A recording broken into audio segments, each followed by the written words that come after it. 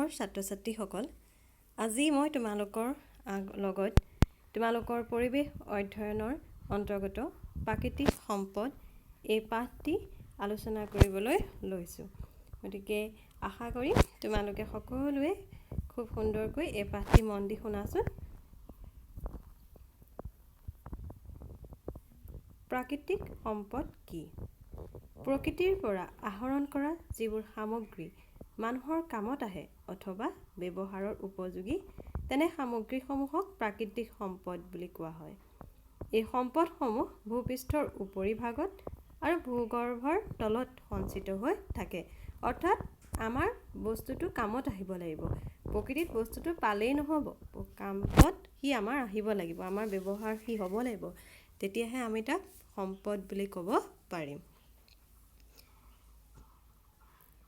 এতিয়া চোৱা যে প্ৰাকৃতিক সম্পদৰ ভাগ কি?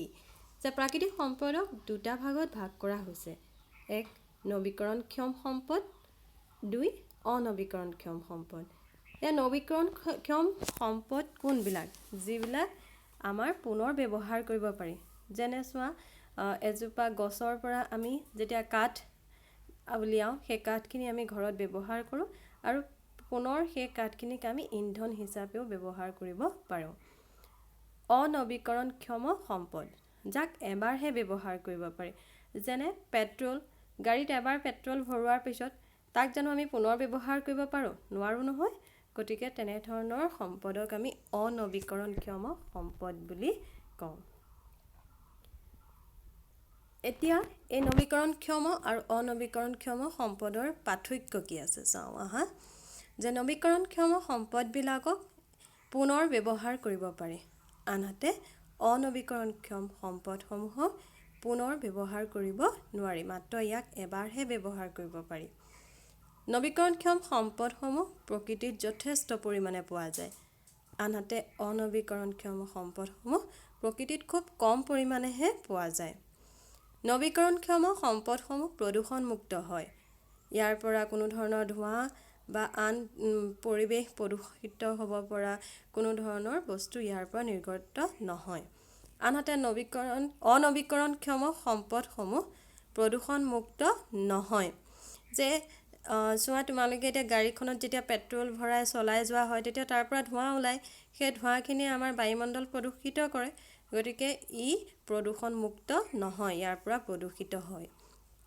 নৱীকৰণক্ষম সম্পদসমূহ ভূপৃষ্ঠৰ উপৰিভাগতে পোৱা যায়, আনহাতে অনৱীকৰণক্ষম সম্পদসমূহ ভূগৰ্ভত পোৱা যায়, অৰ্থাৎ মাটিৰ তলতহে ইয়াক পোৱা যায়। বিভিন্ন প্ৰকাৰৰ প্ৰাকৃতিক সম্পদ। প্ৰকৃতিত উপলব্ধ সম্পদসমূহক পোৱা উৎস অনুযায়ী আকৌ 4টা ভাগত ভাগ কৰা হৈছে। এইকেইটা হ'ল বনজ, জলজ, কৃষিজাত আৰু খনিজ সম্পদ। এইকেইটা হৈছে ইয়াৰ প্ৰধান ভাগ। এতিয়া তোমালোকে চোৱা, বস্তুখিনি ক'ত পায় সেইটোৰ ওপৰত ভাগ কৰি পেলাই ইয়াক 4টা ভাগত ভাগ কৰা হৈছে। এতিয়া প্ৰথমতে আমি চাওঁ বনজ সম্পদ, ইয়াক ক'ত পোৱা যায়। যে বনজ সম্পদ হৈছে সাধাৰণতে বনাঞ্চলত পোৱা সম্পদসমূহ, যেনে বন্যপ্ৰাণী, উদ্ভিদ আদি। এতিয়া যিবিলাক আমাৰ বাঘ, হাতী এইবিলাক আমি ক'ত পাওঁ? বনাঞ্চলত পাওঁ। গতিকে এইবিলাক হৈছে বনজ সম্পদ। দ্বিতীয়তে জলজ সম্পদ। জল অৰ্থাৎ পানীত পোৱা সম্পদসমূহক জলজ সম্পদ বুলি কোৱা হয়। যেনে মাছ, কাছ, শিহু আদি এইবিলাক ক'ত পায়? পানীত পায়। গতিকে সেইবিলাক জলজ সম্পদ। তৃতীয়তে কৃষিজাত সম্পদ। কৃষিকাৰ্যৰ ফলত উৎপাদিত হোৱা আমাৰ প্ৰয়োজনীয় সম্পদসমূহক কৃষিজাত সম্পদ বোলে। যেনে ধান, আলু, বিভিন্ন শাক পাচলি আদি। এইবিলাক আমি কৃষিকাৰ্যৰ ফলতহে পাওঁ। গতিকে এইবিলাক কৃষিজাত সম্পদ। খনিজ সম্পদ। ভূগৰ্ভৰ তলত পোৱা সম্পদসমূহক খনিজ সম্পদ বুলি কোৱা হয়। যেনে কয়লা, খাৰুৱা তেল, চূণ, শিল আদি। এইবিলাক ক'ত পোৱা যায়? একেবাৰে ভূগৰ্ভৰ তলত পোৱা যায়, তাৰ ওপৰত এইবিলাক পোৱা নাযায়। গতিকে এইবিলাকক আমি খনিজ সম্পদ বুলি কওঁ।